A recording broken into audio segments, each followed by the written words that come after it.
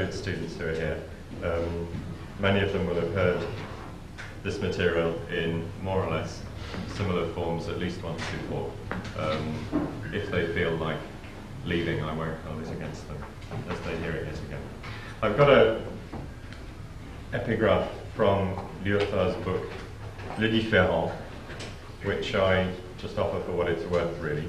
This is from paragraph 188 of Le Différent, and he says simply, the relativist and quantic revolution in language remains to be carried out.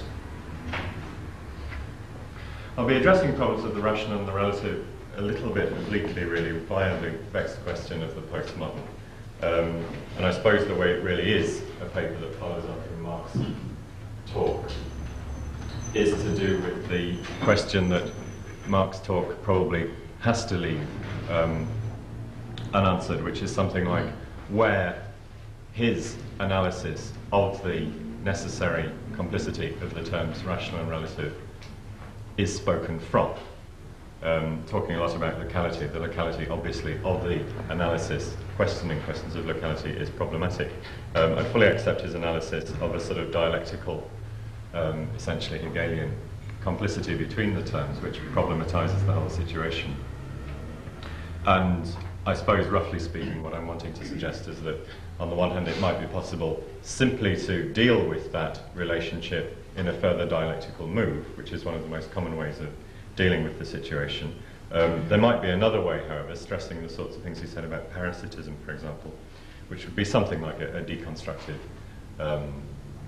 analysis. That also would pose extremely difficult questions about locality, place, and so on, and certainly wouldn't allow any simple discursive location. We can't take any of those matters for granted, and I think the discussion of these matters has often suffered from a presupposition that those sorts of questions can still be asked in a simple way, when what is at stake really is to question and deconstruct, in the strict Derridean sense, the opposition between the rational and the relative, for example. This is further exacerbated, I think, by the notion of a debate around postmodernism.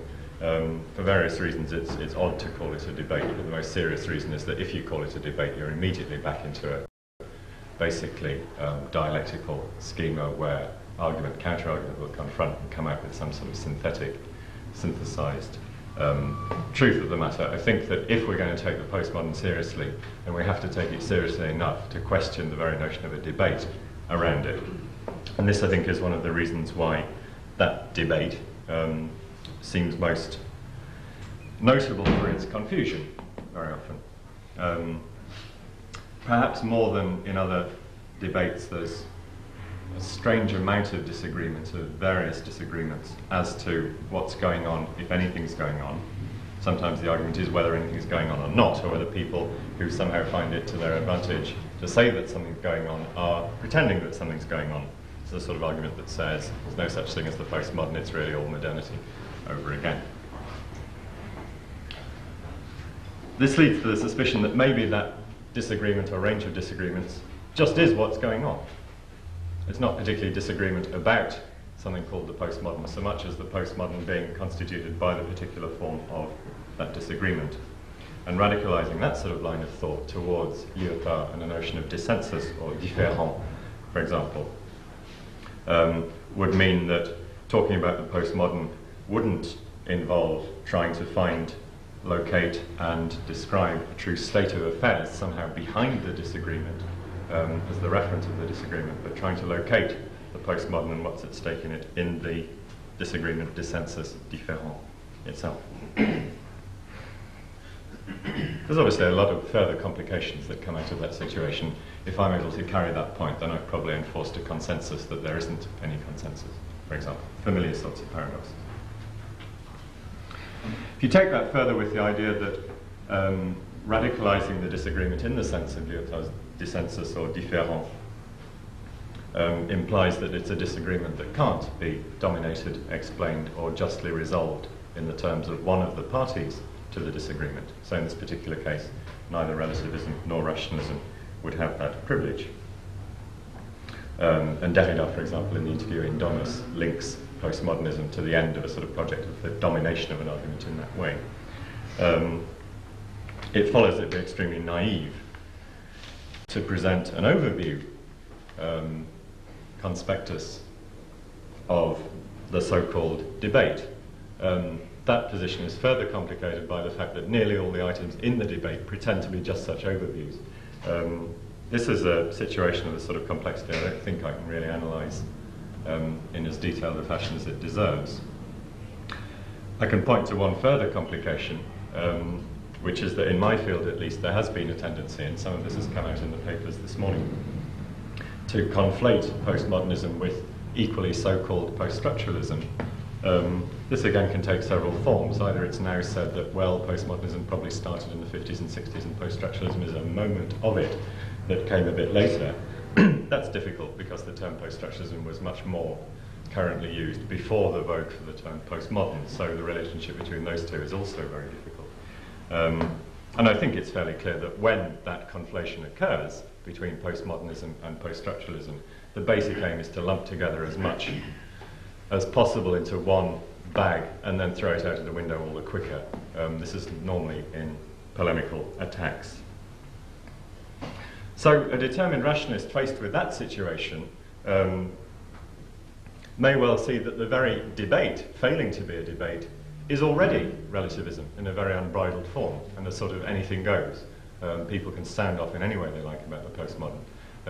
It's not even a question of discussing an object in a rationalist or relativist way, but the very form that the discussion's taken is already some sort of pernicious relativism, a sort of unbridled, anything goes attitude. And what I'm going to be trying to suggest briefly is that it's still possible to discuss these problems rationally, but not, I think, rationalistically. Not, I think, relativistically either. It's an attempt to exceed that position. First example of this, which I take partly for amusement, partly because it's nonetheless revealing. It's quite trivial and certainly very naive contribution to the debate, despite its the pretensions of its title. This is Charles Jenks's book, What is Postmodernism? His pamphlet, What is Postmodernism?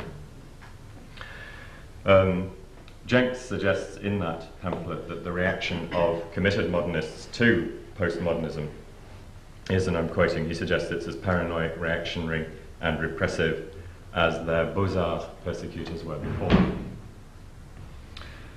Jenks has an ambivalent feeling about this situation. He seems to welcome it on one hand. He says that this hasn't done what it was aimed to do, which was to stop postmodernism. It's actually blown the whole thing up into a media event, that's his term. And he goes on and says, my nightmare is that suddenly the reactionaries will become nice and civil, and he clearly wouldn't like that because then the whole media event would go away. And I guess he'd have less chance of publishing his material in such a lavish form. Here again, there's a danger, of course, of leaping in and condemning Jenks for this apparently complacent reaction to media hype, media events, and so on. I think that's itself a little bit hasty. It may well be that, thinking seriously about it, the relationship between events and the media is extremely complicated. It's not absolutely clear to me what a non-media event might be, and maybe that's also a component of the so-called postmodern condition, which would further complicate all the complications I've raised so far.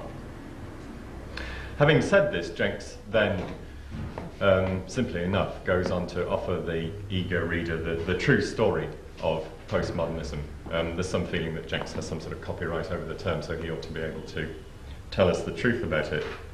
The cover note on the pamphlet suggests that he does this using, and I'm quoting, typical postmodern devices of exposition, meaning irony, parody, those sorts of things. In fact, that's something of a disappointment to read his story because it's actually quite academic and classical. Jenks's definition of postmodernism is a purely Hegelian definition. He calls it the, I'm quoting, the continuation of modernism and its transcendence, sort of cancellation, preservation, nice Aufhebung, which doesn't sound very postmodern to me. And given that, it's then no surprise, I think, at the very end of the text, where suddenly Jenks quotes, endorses, and appropriates Peter Fuller's call for, I'm quoting Jenks, quoting Fuller, the equivalent of a new spirituality based on an imaginative yet secular response to nature herself. And going on that they're seeking a shared symbolic order of the kind that a religion provides, but without the religion. I guess that Jenks's thing about his own house that I've done no more than glance at would be some idea of what he might mean about this symbolic order. Seems a bit curious. Anyway, Jenks explicitly sets this new spirituality, religion without the religion, against the relativism, it's the word he uses on the last page of his pamphlet, which he suggests must inevitably result from Lyotard's arguments. The problem seems to be that by the final page of this pamphlet, the disagreement, which I tried to suggest was extremely complicated, and complicated in a non-dialectical way, I think, is very rapidly diffused by Jenks and absorbed into this rather pious projection of a horizon of consensus and even of some sort of redemption, I think, beyond current disputes, rows, media events, and so on. It seems to me nothing could be less postmodern than that sort of schema of argumentation about an object which it confidently defines nonetheless as postmodern. His main object of agreement is, as I've suggested, Lyotard, certainly in the later part of his pamphlet. And it seems significant to me that Jenks doesn't seem to be able to read what Lyotard actually says, and that this failure to read is programmed by Jenks's own extremely simple historicising dialectical argument of the type that Mark laid out so nicely before lunch. There are three propositions in Lyotard which Jenks has a lot of trouble with. The first one is the proposition that the grand narratives of legitimation are in decline and that this leads to a situation of generalised delegitimation. The second proposition is that in this situation what might be called for is what Lyotard calls a sensitivity to differences and a war on totality. And the third proposition is that in a certain sense postmodernism might be said to precede modernism, or the postmodern might be said to precede the modern, in a certain sense. Jenks's problem about the first two propositions is that he can't seem to distinguish between, on the one hand, a description of the state of affairs which Lyotard offers, of a sort of period of slackening, eclecticism, failure to think rigorously, and so on. A description on the one hand and a prescription on the other of what might be an appropriate way to behave in this situation. I think it's a bit more interesting to dwell for a little while on the third proposition, the one that in a certain sense the postmodern might be said to precede the modern, because it raises more difficult and thereby more interesting questions. Jenks finds this idea of the postmodern somehow coming before the modern, I'm quoting him, amazing, crazy, as the irrational, if you like. He thinks it's a crazy idea, though he concedes that it's original. And he suggests that it leads Lyotard to confuse postmodernism with the latest avant-gardism. And he goes on to say it's embarrassing that postmodernism's first philosopher should be so fundamentally wrong.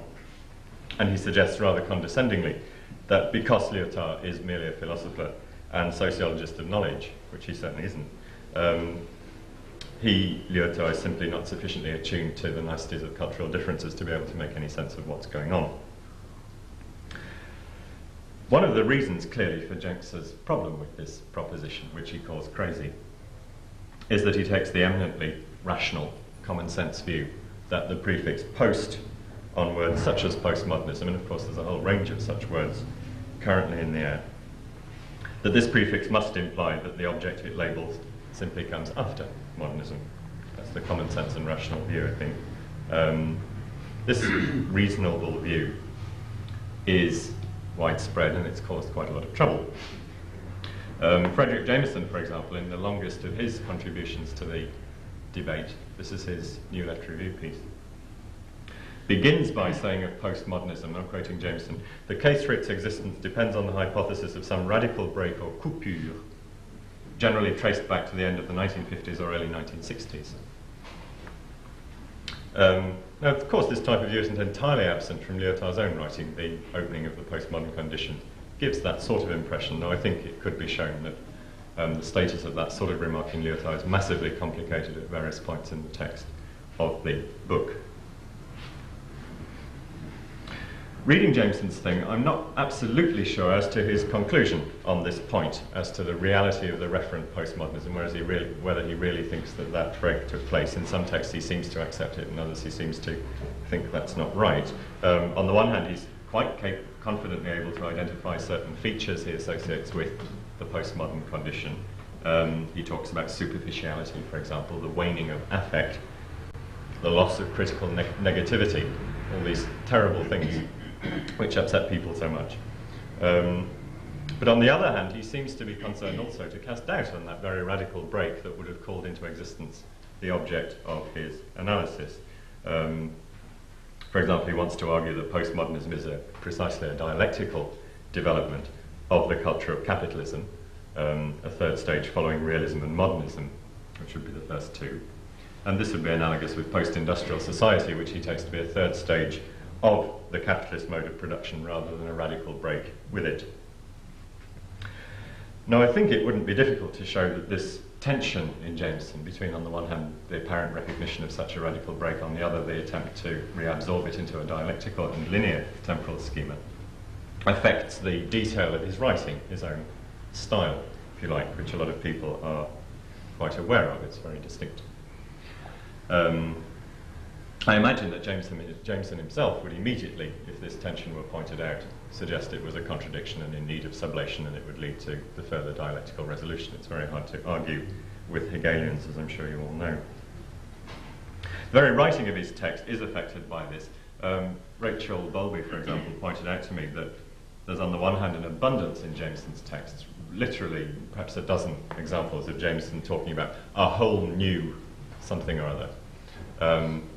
In an almost advertising way, as if he's trying to sell the latest product. Postmodernism gives you a whole new perception of space and time or whatever.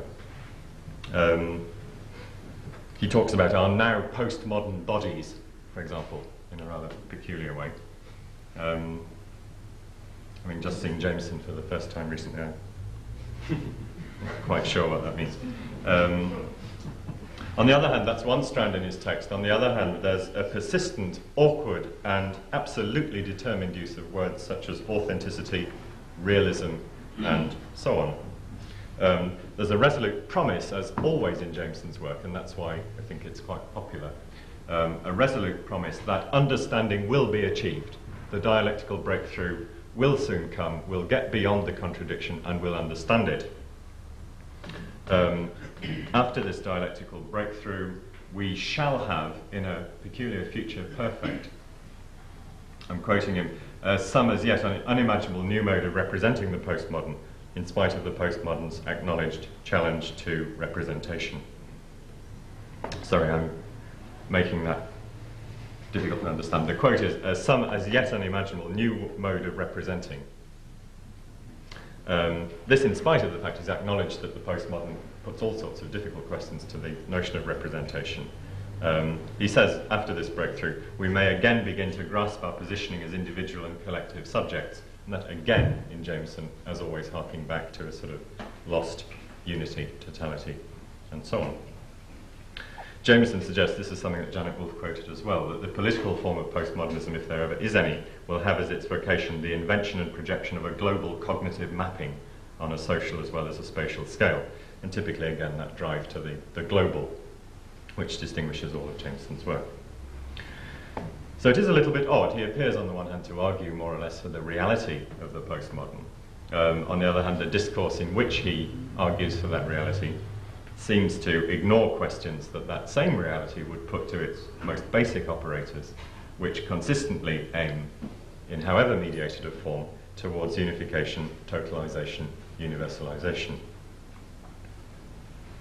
I'd like briefly now to document some of Lyotard's statements around these questions, not to administer a triumphant corrective, I don't think it works like that, but certainly to try to complicate the issue a little bit. I'm coming first from his book Au Juste, translated rather oddly as Just Gaming recently.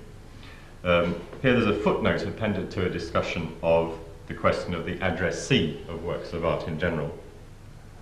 And Lyotard thinks that this question of the addressee can be used as a principle of classification. In the body of that text, he isn't using the term postmodern.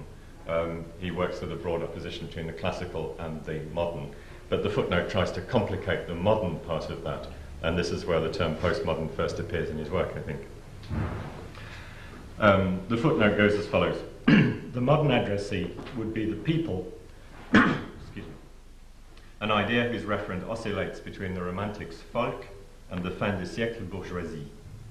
Romanticism would be modern, as would the project, even if it turns out to be impossible, of elaborating a taste, even a bad taste, that permits an evaluation of works.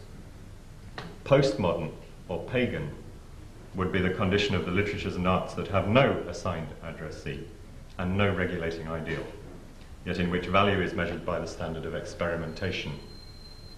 Or, to put it dramatically, which is measured by the distortion that is inflicted on the materials, the forms, and the structures of sensibility and thought. And the final sentence of the footnote says simply, postmodern is not to be taken in a periodizing sense. It's still quite a difficult remark, because it's clear enough that he's saying postmodern isn't a periodizing concept. And in the body of the text, he says explicitly, the date is of no importance at all. It's still a difficult remark because he's placing it in this footnote in opposition to a historically defined fin de siècle bourgeoisie, for example. So there's still a certain amount of tension. And I think this is part of a much more general question around Lyotard's recent work, which would again link up with things Mark was saying about a sort of simultaneous, transcendental, empirical, rational relative, double sort of register of certain things. In Lyotard's work, certainly a tension around the status of historical dated events in an analysis which by and large seems to be more like a transcendental analysis. In the essay answering the question, what is postmodernism, which appears as an appendix to the postmodern condition itself, Lyotard complicates this situation further. He says on the one hand that the postmodern is undoubtedly part of the modern. And then he goes on to say that in a sense it's prior to the modern, and this is the thing that Jenks finds crazy and irrational. This is where Lyotard says it. He says, a work can become modern only if it is first postmodern. Postmodernism, thus understood, is not modernism at its end, but in the nascent state, and this state is recurrent. The English translation has this state is constant. The French text says this state is recurrent. There's a difference. Also questions of repetition, I think, which Mark talked about very briefly. Now, Jenks is sufficiently amazed by this to stop reading at this point. But Lyotard himself actually suggests in the essay that this particular understanding of the postmodern is a little too mechanistic, that's his word. And he goes on to elaborate a description whereby the postmodern would be a particular modality of the modern. And broadly speaking, this would be an affirmative rather than a nostalgic modality. The nostalgic modality, which I think certainly informs Jameson's discussions of practically everything, stresses a loss of reality, the powerlessness of the subject to comprehend the world, and those sorts of themes. The affirmative modality stresses the power to conceive beyond the constraints of a given reality, beyond the constraints of a given understanding, or beyond the given rules of theory or artistic activity. And this affirmative postmodern modality, which Lyotard still isn't dating, he gives Montaigne as an example of the postmodern in this sense. This affirmative modality puts forward works which demand judgment in the absence of any available criteria to ground such a judgment. This, I think, is part of a more general problem which would infect, for example, Eagleton's need to immediately ask the question and ideally be able to predict the answer to the question, is it progressive? I think that this situation means that the moment of judgment or experimentation is happening prior to any ability to organize time in such a way that you could simply say something as progressive, regressive, reactionary, and so on. It seems to be the temporal configuration of that is much, much more complicated than any simple and, in the end, rather pious identification of what's progressive and what isn't. In experimentation, by definition, you can't know if it's progressive until you see how it turns out.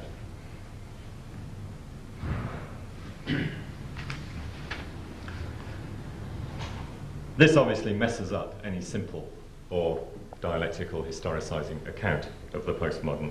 I'm going to stress the trouble that it causes by quoting, and again, apologize to the graduate students who've certainly heard me quote this more than twice, I think. This is, I think, the most important paragraph of the What is Postmodernism essay. Lyotard says the following, it's quite a long quote. The postmodern would be that which in the modern alleges the unpresentable in presentation itself, which refuses itself the consolation of good forms, the consensus of a taste which would allow nostalgia for the impossible to be felt in common, which inquires into new presentations, not in order to enjoy them, but the better to convey that there is the unpresentable. A postmodern artist and writer is in the situation of a philosopher.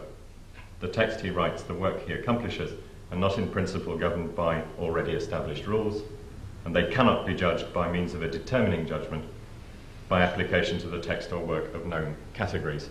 And of course, Eagleton's requirement would demand a determining judgment to be able to say whether it's progressive or not. These rules or categories are what the work or the text is looking for. I'm continuing the quotation. The artist and writer thus work without rules and in order to establish the rules of what will have been done, whence the fact that work and text have the properties of the event, whence too they come too late for their author, or what comes down to the same thing, their mise en œuvre always begins too soon, before knowledge of the rules and what would allow determining judgment. And he ends the paragraph by saying, postmodern would have to be understood according to the paradox of the future post-perfect model. And that would require careful analysis, I think, but it's fairly clear that the future perfect tense which informs Jameson's analysis, which is the basic future perfect tense of the speculative dialectic, is here disrupted in a way that would need quite careful unpacking. Lyotard also stresses a sort of future perfect tense, but in a paradoxical way, which I think doesn't allow for that confident dialectical sublation. Now, in this description, the postmodern would certainly not correspond to Jenks's postmodernism, which Lyotard, in fact, thinks of as a sort of catch-all eclecticism, which simply panders to aesthetic confusion and is ultimately in the service of capital. It wouldn't really correspond either to Jenks's late modernism, whereas Jenks suggests that Lyotard confuses postmodernism and what he calls late modernism. It seems to be an attempt to work with a particular question of temporality or historicity, which would disrupt any simple linear or dialectical temporal historical scheme, and which would break open anything like an inside of modernity to something like an outside. This would be a very complicated configuration, which again one could find analogues for in the work of Derrida. Interestingly enough, there's a much earlier essay by Paul de Man, the essay called Literary History and Literary Modernity in Blindness and Insight. We find a very similar type of argument for a particular temporal complexity, but this time around the notion of modernity. Jameson, unlike Jenks, does acknowledge, at least in the foreword to the postmodern condition, that, and this is a bit again in tension with some of his other remarks, that Lyotard precisely does not posit a postmodernist stage radically different from the period of high modernism and involving a fundamental historical and cultural break with this last. That's a quote from Jameson. And Jameson does recognize, again, that postmodernism involves, in Lyotard's elaboration, what Jameson calls a crisis of historicity. Again, perhaps the word crisis is still too fraught with traditional sedimentations. But such a crisis is located in Jameson, as it always is, in opposition to some lost, authentic and good, properly historical possibility, which is the absent plenitude which underlies all of Jameson's thinking and lends his work that familiar relentless pathos. Another example, Terry Eagleton, in the article which again Janet was quoting from, and which I think is an article that's in general rather hasty and is as keen to be as harsh on Lyotard as possible. It's interesting that at this point in his article, and only this point, he gives Lyotard's position what he calls some qualified credence. It happens, I think, that this is the vital point of the article, and most of Eagleton's attacks on Lyotard are either unargued, they're asserted but unargued, or else they aim at positions that Lyotard does not in fact hold, and that could be shown quite simply. Anyway, this point where he gives Lyotard some qualified credence on this question of temporality or historicity, Eagleton links this to Benjamin, whereas earlier in the essay he precisely castigated Lyotard for not reading his Benjamin, so it's all rather complicated. But having recognized something like what they call a crisis in historicity and so on, Jameson and Eagleton both rapidly draw back into much more familiar notions of history in their anxiety to account for the postmodern in terms of their presupposition, which is simply something like, whatever it is that's going on is terrible, and we'd better get rid of it. It's the basic presupposition of what they say. and they put this back into the dialectical schema, leading to some promised redemption. So this would suggest that Jenks, Jameson and Eagleton, despite the very uneven levels and interest, I think, of their work, they're all keen to absorb events, what Lyotard calls the event, into continuities, into genealogies, into teleologies. And really, there's very little to choose between them, I think. I'm sure they disagree amongst themselves more or less violently. I think basically the same argumentative schemas underlie their analyses. If they are able to approach or to try to think about this notion of the event, which is so vital in Lyotard's recent work, they can only think of that event as a break and a new start. And this view of temporality could certainly be argued to be irredeemably modern, and certainly doesn't begin to address the temporal complexity that Lyotard's trying to analyse. Now, it may well be, of course, that the very term postmodern, and I think Lyotard rather regrets having used it so much, invites that sort of view so strongly that it really self-destructs. It may well be that the term postmodernism is itself a modern term rather than a postmodern term. But it does seem clear that attempts to periodise and classify so as to judge, expel, can only really take place on the basis of a repression of the question of the event, which Lyotard is attempting to work with. And I think, again, there's plenty of correlation here in Derrida's work. Could invoke, again, his discussion of Bernard Tschumi, where he suggests in that discussion that terms with the prefix post are used, and I'm quoting Derrida's discussion, as if yet again one wished to put order into a linear succession to periodise, distinguish between the before and the after, and limit the risks of reversibility or repetition of transformation or permutation. Again, picking up on things that Mark was saying. And Derrida ends by suggesting that this is an example of what he calls progressist ideology, which would again be exactly what's at stake in Eagleton. This particular configuration around the trouble caused by terms in post or new, Derrida's recently argued, for example, that the so-called new historicism, for example, immediately denounces itself as an old historicism in its very claim to be new, because the claim to be new is, of course, a terribly old claim, repeated throughout history. I suspect, though I can't possibly work this out here, that the prefix post in terms such as postmodernism, poststructuralism, and so on, can only be interestingly worked with if it's linked to Derrida's exploration of the post in another sense, of the postal system, and his book La Carte Postale. That's another story. Derrida's appeal, in any case, to the word maintenant, notion of holding, notion of now, a sort of temporal knot or tension in the analysis of Tschumi, would again be directly comparable to what Lyotard's talking about as the event. To conclude, then, I think questioning the essentially rationalist presuppositions, sort of dialectical rationalist presuppositions which underlie the responses to Lyotard of Jenks, Jameson and Eagleton, doesn't at all commit one to relativism, and still less, I think, to irrationalism. I think Lyotard's purpose is clearly not to attack rationality as such, but a particular rationalistic determination of reason. In the Kantian terms with which much of Lyotard's recent work is concerned, this would involve a protest against the claims of the understanding to dominate and legislate for the entire field of reason, what Kant calls the transcendental illusion. And I think he would suggest that the political motivations in Jameson and Eagleton rest on precisely some such transcendental illusion, treating ideas of reason as if they were concepts of the understanding. In the realm of the aesthetic judgment, this sort of determination would involve a priority of the determinant over the reflexive judgment, proceeding according to already determined rules, exactly what Lyotard's trying to get away from.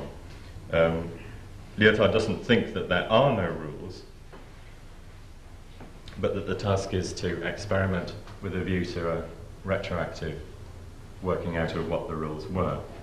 This would not simply apply to artist or architect in principle, but also to politician and scientist as well. This is quite a general schema in Lyotard's thinking. Whether or not the rationale or rationality of contemporary science really does, in fact, and I know this has been contested, whether it really does conform to the schema that Lyotard puts forward in the postmodern condition, seems to me to be less important in the end than the fact that nothing in the setup, as Lyotard proposes it, could really justify a charge of irrationalism, which has also gone around it. Because this activity of experimentation in whatever field is in principle guided or regulated but not determined, it's the essential distinction, by ideas of reason in Kant's sense, such as justice, obviously, in the concern for justice in his recent work, but also architecture or painting, which are equally ideas of reason. If the insistence on the specificity of the ideas of reason against the encroachments of the concept is enough to constitute relativism, then clearly Lyotard is a relativist. But if relativism is taken to imply that in the absence of conceptual determination, there's some sort of general equivalence, anything goes, nothing's worth more than anything else, then clearly he's not a relativist. If there is a meta-prescription implied in Lyotard's work, it would be the obligation to judge precisely in that situation, in the absence of the possibility of a determinate judgment. This is obviously a rather uncomfortable ethical demand in some ways. I think it's uncomfortable in the wake of our obsession, which again has been addressed, I think, by Paul Hurst and Mark Cousins this morning, our obsession with questions of epistemology and the panic which can ensue when epistemologies seem to collapse or no longer live up to their promise. And it's also true, I think, that Lyotard's talk of thinking, but also of building, of painting, of politicking, in terms of tasks, in terms of honour, in terms of dignity, can seem to involve an unappealing pathos, unsavoury, to use today's word. I think it could quite easily be shown that pathos, in the rhetorical sense of producing an effect in the addressee, in the absence of rigorous argument, in a sense as a supplement for the failure of rigorous argument, is much more the quality of the works of Jenks, Jameson and Eagleton, and that this would be the sign of the slackening that Lyotard deplores, rather than of anything like the experimentation he advocates. By attempting in their various ways to exorcise the threat of relativism which they see in Lyotard, I think Jenks, Jameson and Eagleton all appeal to, probably in the end, quite a superficial rationalism, which rapidly collapses into this sort of pathos-ridden appeal.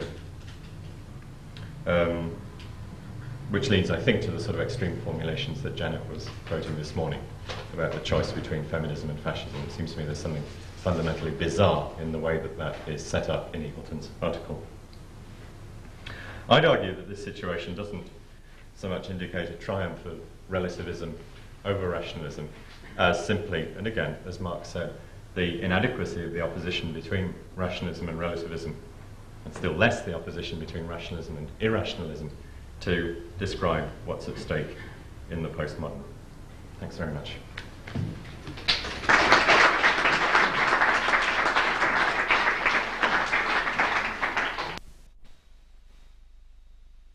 Well, our last presentation today is Julian Roberts.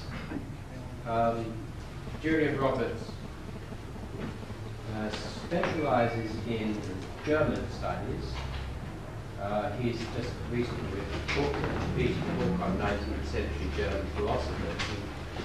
He has written a very excellent book on Walter Benjamin.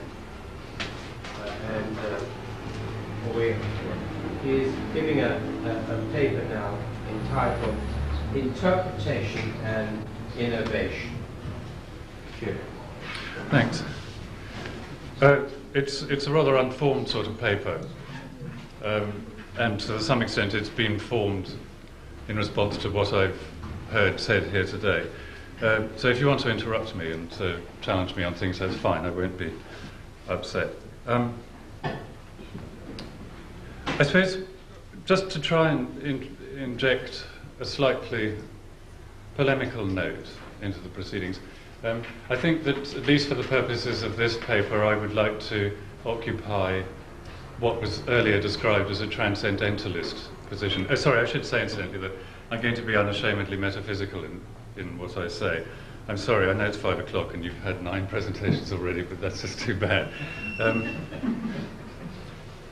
I mean, Janet earlier on was reading the opposition, if it is an opposition between relativism and rationalism, in various terms. One of the terms which she mentioned was this notion of transcendentalism.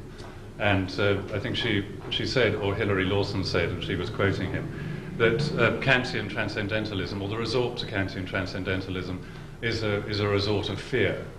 That the attempt, as it were, to fasten on a rationality which transcends historical change, which I think is probably what was meant by that quotation, is a resort of fear, something which people hold on to because they're afraid of the collapse of values and twilight of the idols and all this kind of thing.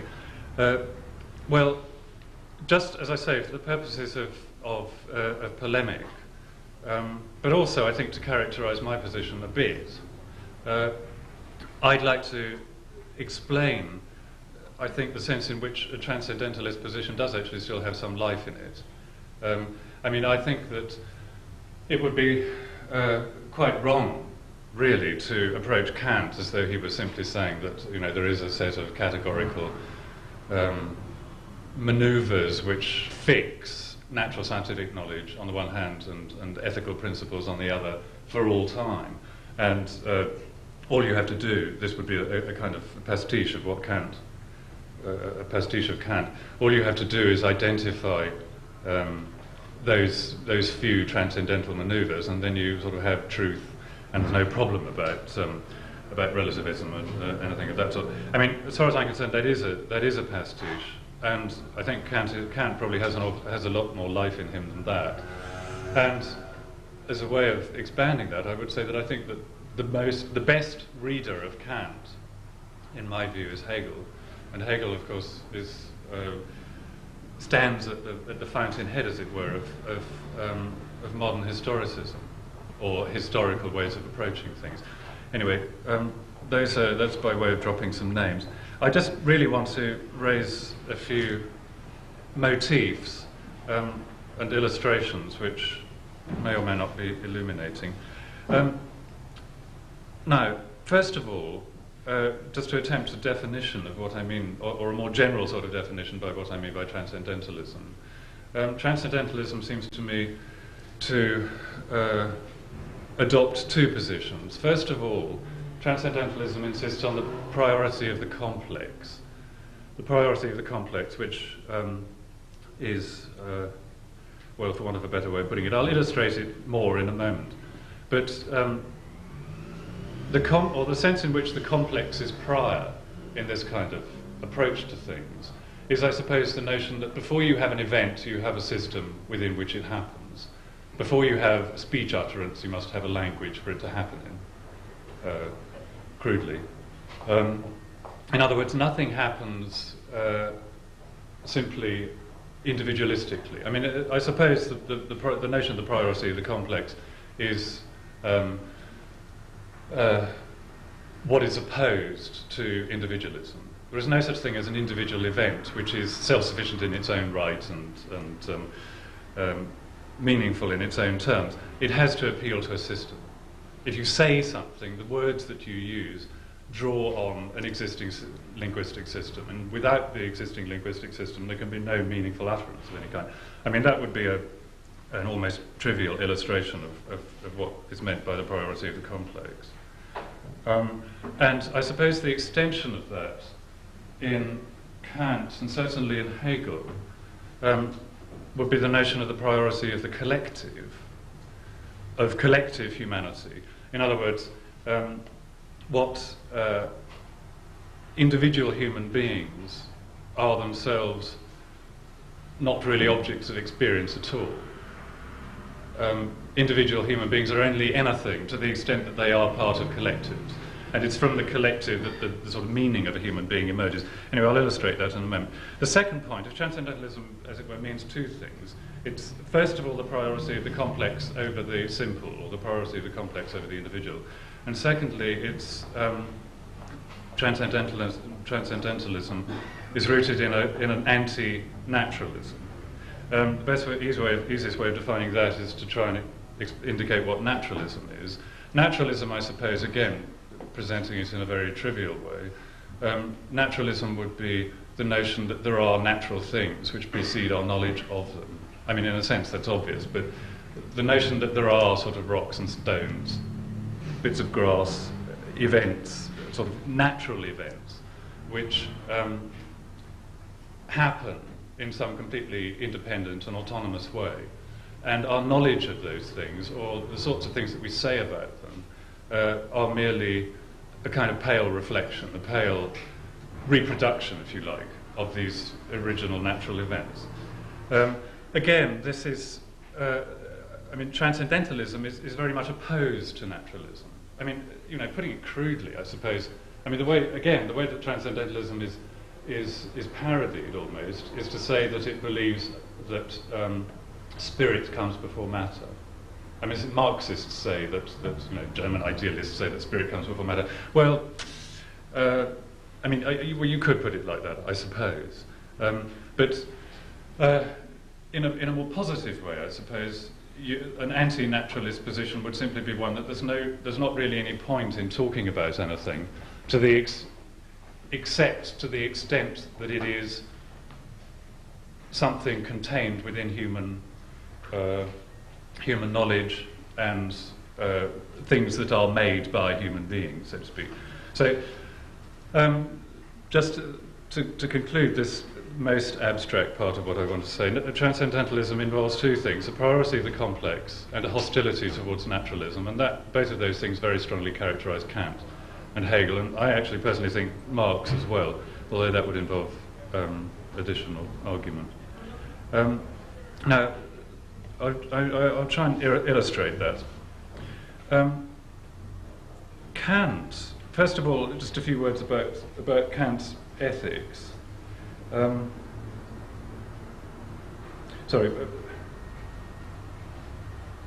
Just a few words about Kant's ethics. Or should I just put it this way first?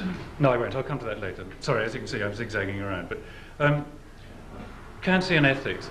Kant's ethics are quite a good illustration of this notion of the priority of the complex.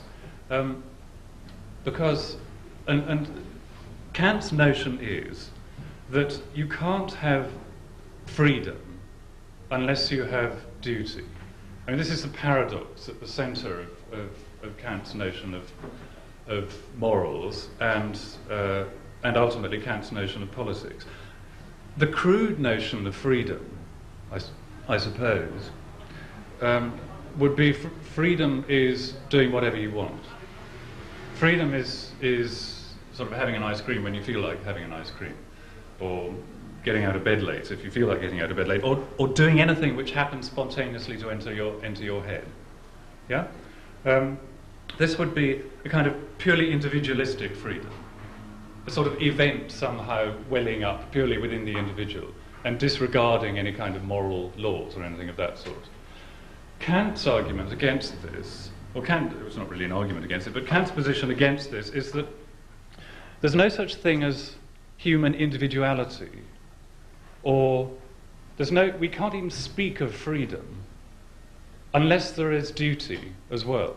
Unless there are obligations, there's no such thing as freedom. And that works because, says Kant, freedom is exercising the possibility of embracing duty. I mean, this is this rather sort of strange kind of paradox at the centre of Kant's ethics.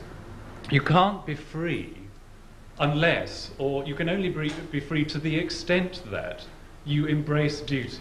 Because, I mean, just to go back to my rather trivial examples just now, staying in bed until all hours of the day, or having an ice cream when you feel like it, is not actually an exercise of freedom. This is merely following the dictates of your appetites, or your tiredness, or your laziness, or whatever. In other words, it's not really an expression of freedom at all. It's only a kind of mechanical spontaneity, and a mechanical spontaneity is not spontaneity. In order to break free from this mechanical spontaneity, you have to be able to move on to something else. You have actually to be able to shift yourself from the mechanical position. And the only thing which is outside mechanics is duty. Because duty is something which doesn't arise like sort of appetite for ice cream or something, which doesn't arise from the body or from natural processes. It's something which is actually decided on, worked out by some either individual or collective notion, collective rationality, if you like. I mean, duty is the product of something which is totally artificial. It's completely non-natural. And freedom, for Kant, is the embrace of this artificiality. It's moving out of the natural into the artificial. And hence the centrality of duty in the notion of freedom. Duty, in other words, is this creation, the creativity of reason, so to speak, as opposed to the merely mechanical process of nature itself. That is a reflection of, in Kant, of various actually quite old legal and political principles. I suppose the most obvious one in Kant is the Roman law notion of the person. I mean, a person, as you presumably know, in law, is not the same thing as an individual. I mean, even British law distinguishes between persons and individuals. And a person can, for example, be a group of individuals. I mean, a company is a person, or a body of trustees is a person, or a partnership is a person in law. In Roman law, a person is somebody who bears rights which are conferred upon him or her by the society. It's not, I mean, in Roman law, there's no such thing as a kind of organic, individual, natural thing which is known to the law. Do you understand what I'm getting at? I mean, in Roman law, there's no such thing as, just because you happen to be a flesh and blood human being, or born in Rome, or born anywhere in particular, it doesn't, that of itself doesn't confer anything upon you. The only thing which confers rights upon you is membership of certain sorts of collective groups, or embracing certain sorts of function, or partaking in social events of some kind. I mean, that then enfranchises you. It makes you free in the sense that you are free to exercise certain kinds of social right and, of course, fulfill certain sorts of social duty at the same time. In other words, I mean, if you think of St. Paul, roaming wide here, if you think of St. Paul, who was a Roman citizen, although he was presumably born in Israel, I don't know, I mean in Galilee. In other words, you know, geographical, a natural category, like where you're born, or what tribe you belong to, or what sex you are. Well, no, actually, sex, I suppose, did make a difference, but provided you were a man, anybody could be a Roman citizen. And Roman citizenship, in other words, the capacity to be enfranchised in terms of the rights and duties of being Roman, was something which was in no way restricted.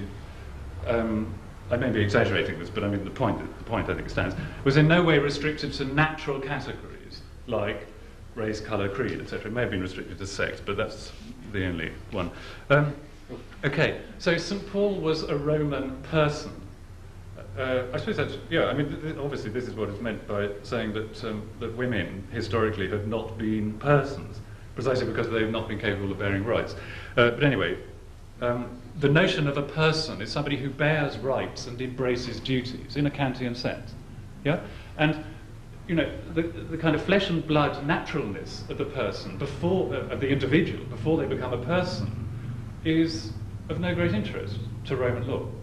Equally to Kant, it's of no particular interest. I mean, what you're born... I mean, Kant was, as you know, an Enlightenment thinker, and part of his whole polemic is the emancipation of individuals from notions like caste or class or social rank or any of these things. In other words, the capacity to enter political enfranchisement should not have anything to do with what you're born into, what you come from. In other words, the material, natural source from which you come. Okay, that's an example of the priority of the complex. The complex there is Roman law, or ethics, or duty. Okay, I mean, all of these things are what determine the position of the individual who becomes a person in terms of the collective. Okay. Right, now, there is a second... Sorry, I haven't got a clock. What time is it? It's 1:15. Right. Now, the second point about legal as opposed to natural individuation is the notion of continuity. Now, let me just give you, again, a sort of material example of this before I explain why it's important. Again, you see, if your legal person is not a natural person, then there is a sense in which a person doesn't necessarily even have to die. I mean, if your personality is defined in terms of the collective and in terms of non-natural rights and a non-natural context, then the person is in that sense immortal. And I mean, there's a quite real sense. I mean, there are all sorts of examples in which you could see this. I mean, I suppose the most obvious sense is in Christianity itself. I mean, Christianity is a doctrine of immortality. And by becoming part of the Christian church, you become immortalized because you become I mean, just on the analogy of Roman civil law, you become a person as opposed to an individual. So even though your individuality, your body may die, as a person, as somebody who's been embraced into the sort of spiritual community, you're immortal. So when your body dies, I mean, all this means is that your spiritual personality is shifted onto a different level of some sort. And I mean, that would be a kind of outright religious example of personality. But I mean, again, you know, in sort of strictly orthodox Christian, I don't think Christianity really can escape that. I mean, that sort of doctrine of the priority of the complex. I mean, I think Christianity inevitably is part of that whole circle of ideas. Anyway, Christianity apart, the other obvious sense in which persons are immortal is in the sense that I mentioned just a bit earlier. That's to say, you can have persons who are not dependent on the individuals, the organic individuals who make them up. For example, corporations. A limited company, a corporation, a trust, a body of trustees, is defined in law as a single and continuing entity. And the point is that, I mean, the fact that you know, all the directors and all the shareholders of General Motors may die within 50 years doesn't necessarily mean that General Motors will cease to exist. I mean, General Motors is an entity which continues as a person, as a legal person, long beyond the natural components which happen to support it at the moment. So in that sense, General Motors, God help us, is immortal. Right, now, you may think that some of these illustrations are a bit flippant, but the point I want to make is this. If you have a notion like this of a kind of non-natural personality, it is possible on that basis to support a notion of continuity. I mean, as I just said, the full definition in the Capital Gains Tax Act 1979 of a body of trustees is a single continuing body of persons, right? So if you have trustees and one or other of them dies and is replaced, the trustees nonetheless continue, okay? Now, this word, the word continuing is what I'm getting at. Because the post-Roman, post-Christian philosophy, thought, has this notion of continuity. It has a notion that there is something which continues, okay? There is something which goes on through history, which is immortal. And, I mean, on the analogy of a body of trustees, what is immortal is what is constituted in the public, rational, non-natural realm, which may be the church, or it may be I don't know, the British Parliament or something. I mean, something which is independent of the natural individuals which are part of it. And the crude, I mean, the force of this, the point about a continuing person and a continuum, an artificial continuum, is that it gives you an account of truth, simply. I mean, in terms of what we've been talking about today, the point about a continuing person is that it stays the same. I mean, the trustees are a single continuing body of persons. So what is true for one bunch of trustees in 1850 or whatever, when the trust starts, assume it's a charitable trust of some kind, is exactly this, is true, identically true for the body of trustees, even though naturally they're all different people, because the first lot have all died, is completely true also for the same trust, for the trustees of the same settlement in 1987. So you have a kind of account, you have an account of what truth might be. And in that sense, I mean, this is an argument for the redundancy of hermeneutics, or that's putting it the other way around, because hermeneutics comes along later and attacks this position. But you don't need hermeneutics if you have continuity of this kind, okay? Because you have a system, an artificial system, which is independent of death. It's independent of the death of the individuals, it's independent of race, sex, whatever. I mean, a body of trustees can be composed of male Indonesians or female South Africans. I mean, provided it's the same trust, the continuity will be guaranteed. And what happens within the trust at one time will be completely on the same level as whatever happens in the trust at another time and with a different body of trustees. Do you sort of see what I'm getting at? Well, I've probably made the point, laboured the point enough. Now, perhaps I could just make, sort of bring out a polemical opposition to this. I mean, I'm not, having produced that illustration, I wouldn't say that, you know, for me, those notions are necessarily what transcendentalism is about. I mean, I think that a dialectical transcendentalism is very different from that sort of thing. And to say that you could have a continuum which is as rigid as General Motors or as a body of trustees would be completely wrong. I mean, the great achievement of Hegel, I mean, just putting it in that example, putting it in that illustration, I think, is that if Kant is the person who, as it were, philosophically gives an account of how General Motors is possible as a theory of knowledge, Hegel is the person who refines that into a notion of how knowledge, or how General Motors as a kind of event, as an institution, can also change. And this is the problem, I suppose. I mean, well, forget about Hegel, and I just wanted to explain the polemical assault on the notion of continuity, not from Hegel, but from somebody else, namely Kierkegaard. Because Kierkegaard is the person who is the source, I think, for most of the attacks on the notion of continuity in the last 100, 150 years. I mean, and as such, I mean, I'm not saying anything very radical here, but as such, Kierkegaard's position is also very, very important, I think, for post-structuralism, postmodernism, and all the rest of it.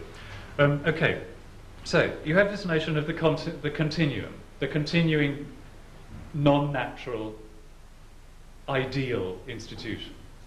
Kierkegaard says, if that's what you believe human beings are about, then this is demeaning humanity, because it's turning humanity, it's imprisoning them into something which is just as mechanical as nature.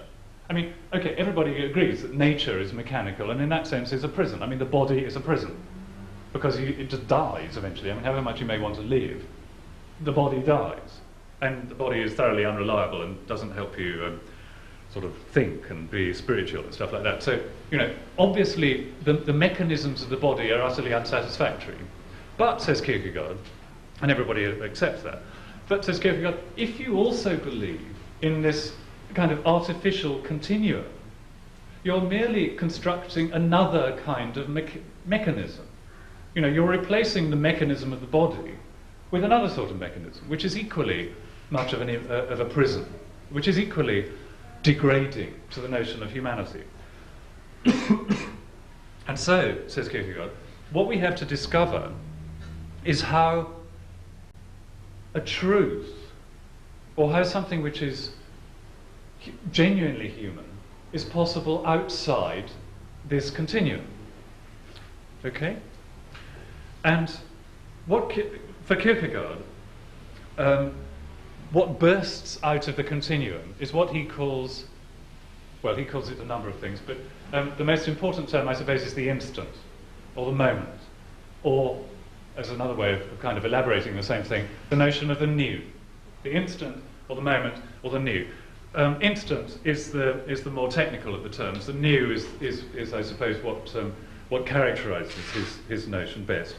Now, yes, I'm sorry, I'll have to forget about the instant. He gets the instant from Plato. It's the Platonic term exaipnes, which is in the Parmenides, and is basically a kind of paradox of motion. But I won't try and explain that now. What's important is simply that Kierkegaard says that however much reason may elevate itself, and however much it may think that it can construct a kind of ideal world which is continuing and immortal, there are in fact things which it cannot encompass, and essentially what it can't encompass is change. I mean, that's the point about the instant. If we take the unthinkability of change, says Kierkegaard, we will realise that there is, so to speak, a gap in this monolith of the continuing history of human beings. I mean, if you like, Kierkegaard obviously wasn't thinking of General Notice, but Kierkegaard is thinking of this kind of fearsome monolith, the social monolith, the historical tyranny of things, of human constructs which never break up, which seem to imprison us and never break up, which hold us within this continuum, this non-individual continuum. But against that, I mean, there is so Kierkegaard takes a sort of very negative view of that. But against that, there is a chance of escape. There is a crack in the sort of seemingly solid stone front presented by this continuum. And the crack is the incapacity of reason to think of change. And then come the technical arguments, which I shall forget about. But what he characterises this as, in terms of Christianity, is the new. The new is what breaks away from the continuum. And the point about the new, he defines the new as the reverse of eternity. I don't know whether you sort of remember any of this, but in the philosophical fragments, the question is, how do we get to Christ, essentially? Christ is obviously something different from the continuum which we seem to have built for ourselves and in which we are immured. Christ must be different from that. Freedom must be different from that. And where freedom is somehow, says Kierkegaard, in the other side. And the other side is what we get into by means of the category of the new. And the new is the crack through which we get into eternity. And eternity is not the continuing. The continuing is what we're trying to get out of. Eternity is the unchanging. And the permanently truthful, I suppose. But, yes. Okay, now where does this get us from a sort of, as it were, a hermeneutic point of view? The argument that Kierkegaard is putting forward is that, to the extent that there is truth at all, it's not in continuity, because continuity is a bad and negative kind of artificiality. I mean, it may be that certain artificial constructs do continue, but to the extent that they continue, they are not true, or they're not interesting, or they're not part of redemption. They're not, for Kierkegaard, part of the sort of Christian message of freedom and enlightenment.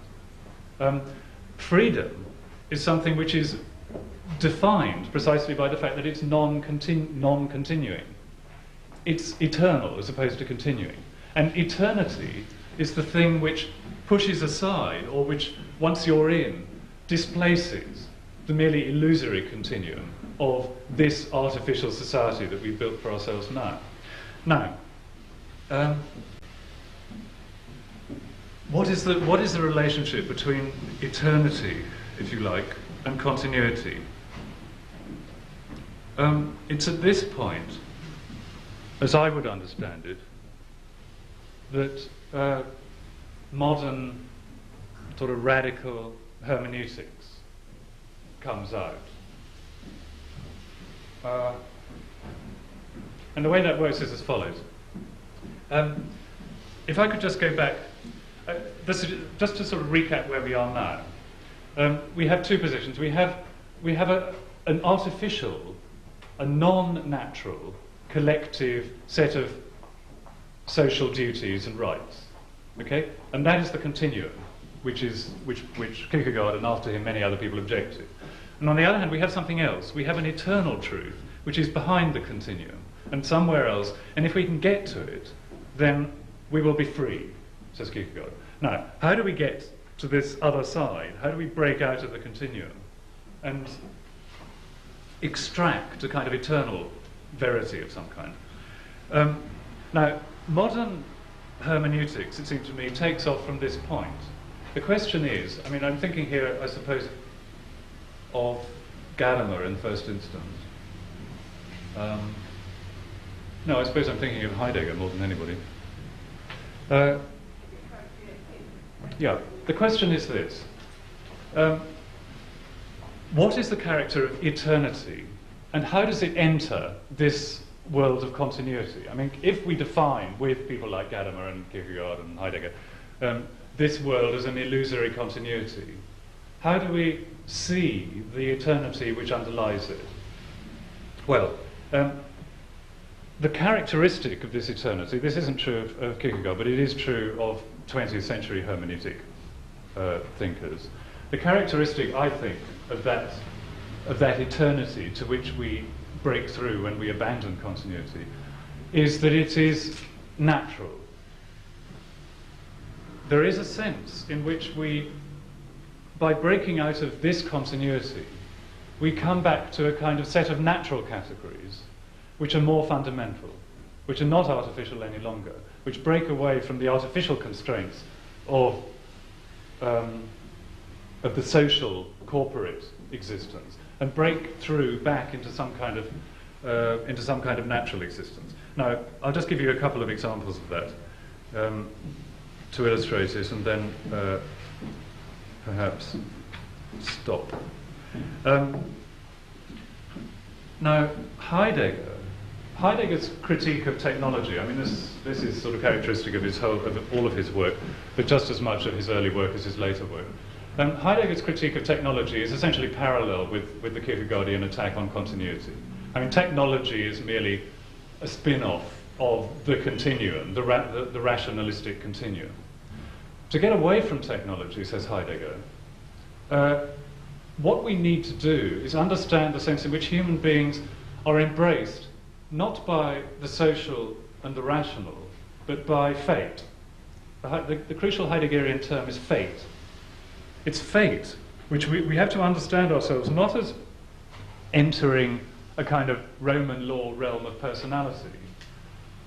Personality is not interesting as far as Heidegger is concerned. What we're entering is a realm of fate, something which is somehow given to us, not by abstract structures, but in fact in terms of where we're born, in terms of what sort of people we are naturally, rather than what sort of people we are by the accumulations of reason. And the function of hermeneutics in this context is to recapture what fate might be, what it is that we've, as it were, been put here to do. I mean, this is a direct parallel with Kierkegaard, in the sense that Kierkegaard is saying that in order to break away from the imprisonment, the continuum, the purely mechanistic continuum of history, we have to understand ourselves as able to embrace Christ, and that will then burst us through into the other side, and that will establish our spiritual freedom. well, Heidegger is not a Christian, but his model is exactly the same. In order to get away from the oppressive continuum this side, whether it be technology or politics, both of which Heidegger despised, what we need to do is understand ourselves as fated. Okay? And what is fate? Well, for Heidegger, fate is a matter of echoing, or of repeating, in fact, of repeating certain natural models. In understanding yourself as fated, what you do is to repeat certain patterns, certain natural patterns, which have existed at some time in the past. I mean, for Kierkegaard, repetition is Christian, in other words, in that you repeat the incarnation, and then the suffering and the transfiguration of Christ. I mean, these are repetitions of spiritual events. In Heidegger, the repetition is a repetition of natural events. And he describes the function of hermeneutics as a way of extracting what sorts of natural events they might be that one should repeat. In other words, for example, putting it rather crudely, in the context of the contemporary German situation in 1927, when Being and Time was published, the function of hermeneutics is to point German readers towards the heroic past, which they might be able to recapture.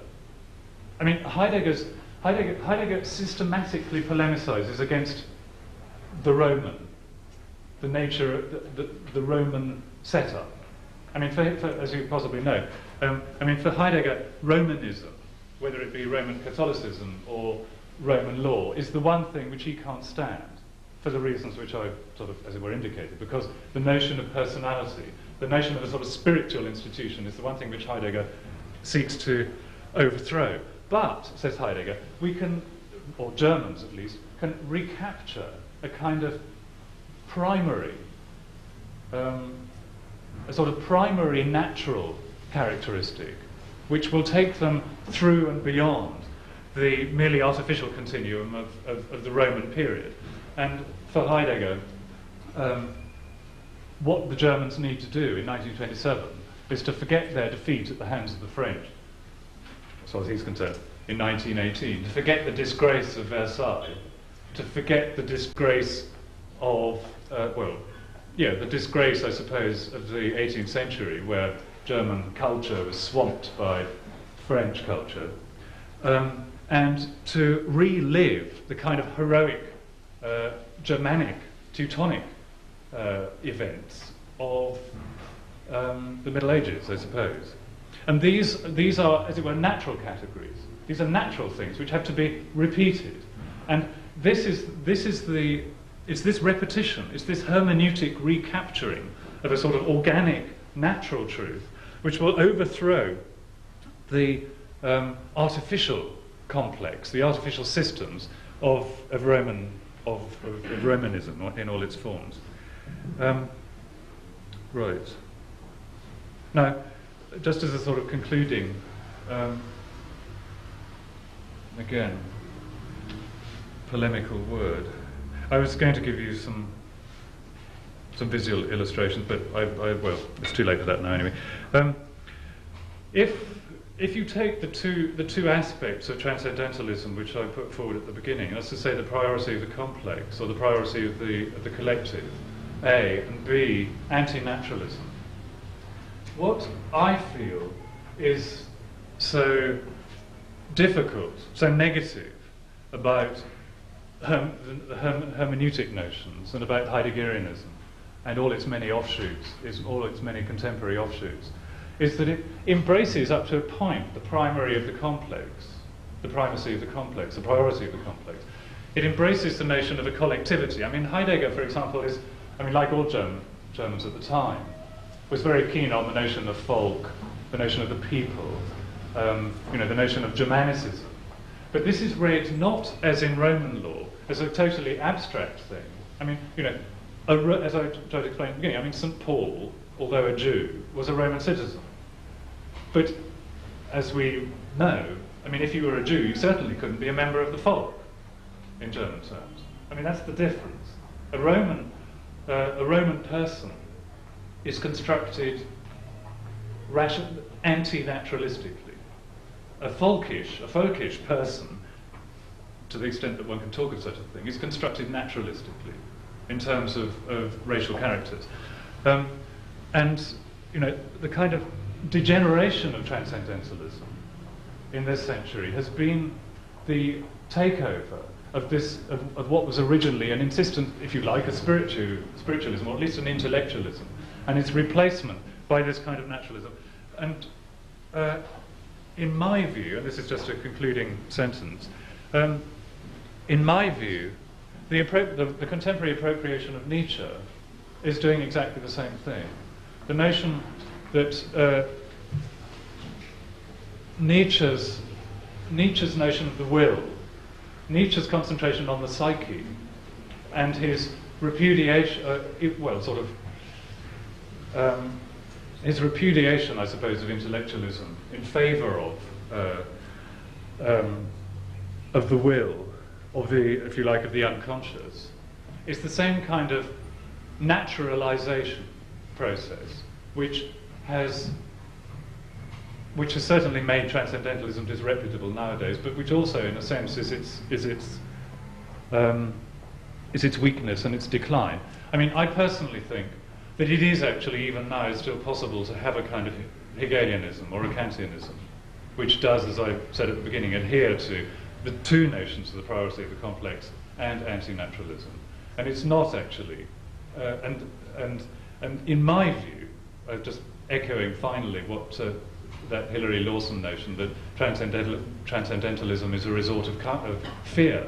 I personally think that it's the other way round, that transcendentalism, as I would understand it, is actually a dynamic and relatively self-confident sort of philosophy, and it's the, if you like, relativistic naturalism of most contemporary fashionable philosophies that is a resort of fear. I mean, it's the manifesto of after truth, the manifesto of a completely radical relativism, is a philosophy of the Thatcher-Reagan years, really, and transcendentalism is a philosophy of the era of the bourgeois revolution. Okay.